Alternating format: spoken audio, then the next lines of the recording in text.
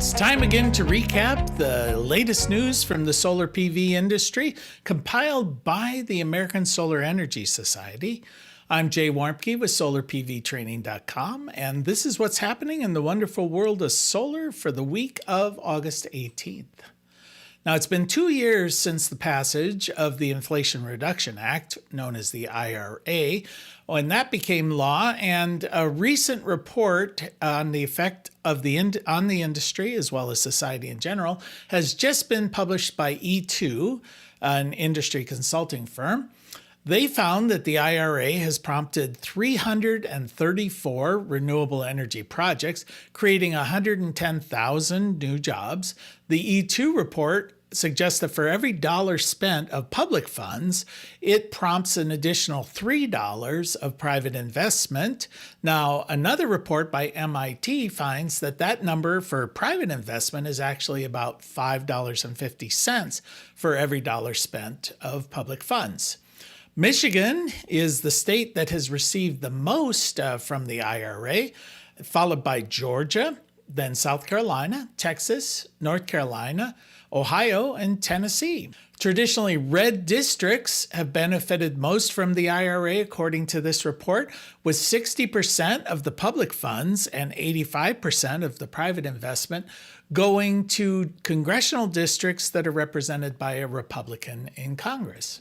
Perhaps this is the reason that while some GOP legislators are discussing trying to repeal the IRA, a group of 18 Republican congressmen have sent an open letter to House Speaker Mike Johnson, urging him to keep this act in place. Now, quoting from the letter, they stated, "Prematurely repealing the energy tax credits, particularly those that were used to justify investments that already broke ground, would undermine private investments and stop development that is already ongoing.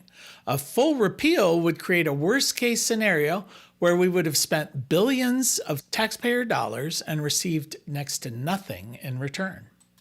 On Monday of last week, President Biden more than doubled the amount of solar cells that can be imported into the United States without having to pay a tariff.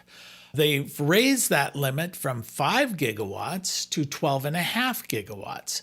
Now, the tariffs were put in place in 2018, and originally the limitation for imports without tariffs was set at 2.5 gigawatts.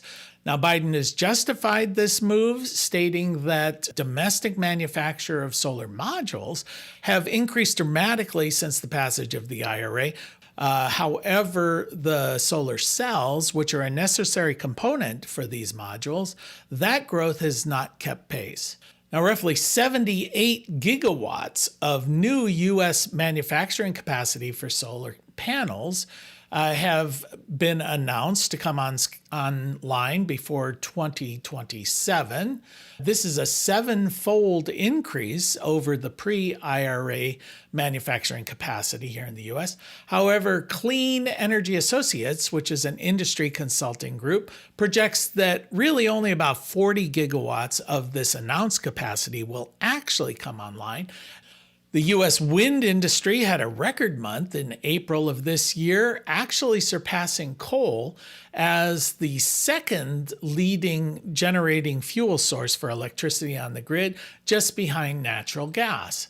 Now, installed wind capacity has grown from 2.4 gigawatts in 2000 to over 150 gigawatts in April of this year, while during the same time, coal generation, on the other hand, has fallen from 315 gigawatts to 177 gigawatts during that same time period. Renewable energy, which consisted of wind, solar, and hydro, surpassed coal as the second largest source for generating electricity in 2020.